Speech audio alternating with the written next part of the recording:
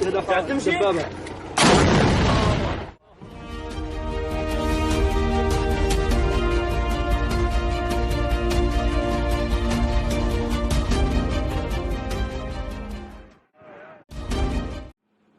difficult to believe that the gentle Ahr River that winds through the vineyards of western Germany could grow into such a destructive force.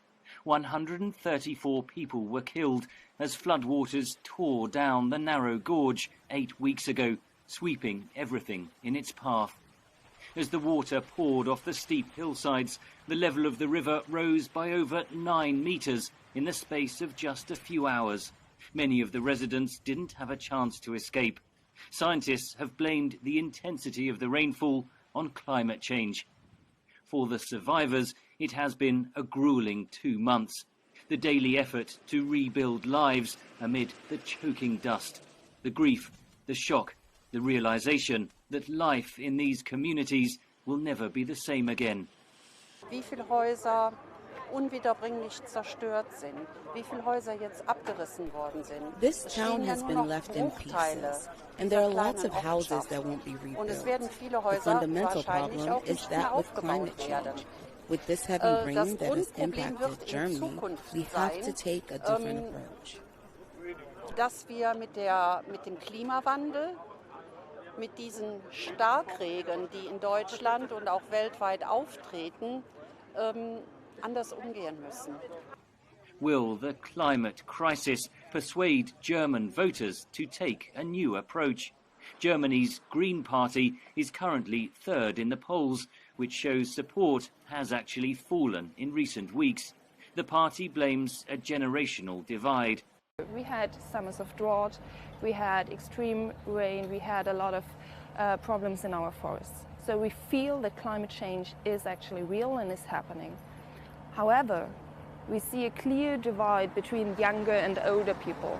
Younger people under the age of 40 tend to prioritize environmental issues, climate issues in their voting decisions. Older people don't. There is a geographical divide too. In Saxony, in eastern Germany, lie some of Europe's largest lignite mines, commonly known as brown coal. It's among the most polluting and least efficient sources of energy. Germany plans to close all its brown coal mines like this one by 2038, and some want them shut down much sooner. But there are two big questions. What would replace the tens of thousands of jobs that would be lost in an economically depressed area of Germany?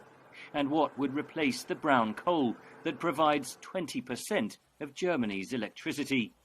With Germany phasing out nuclear power by the end of 2022, local officials say their lignite remains vital to Germany's prosperity.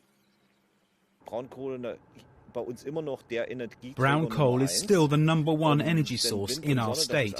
Wind and solar are great, but when the sun doesn't shine or we have a day without wind, the basic energy supply for the industrial sector still has to be there.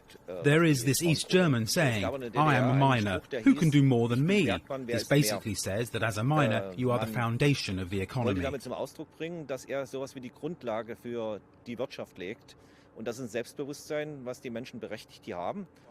Back in the Ahr Valley, many residents say they are too busy rebuilding to bother about politics. But there is also frustration. Of course, climate change was definitely part of the cause, but it was not the cause alone. They all kind of failed here. Merkel and her people, they failed. But I also believe the state politicians, they failed too. Merkel's successor faces daunting challenges, tackling the climate crisis while powering Europe's largest economy, reconciling the climate-conscious youth with older generations, and continuing to balance Germany's lingering economic divide between East and West. Henry Ridgwell for VOA News in Leipzig, Germany.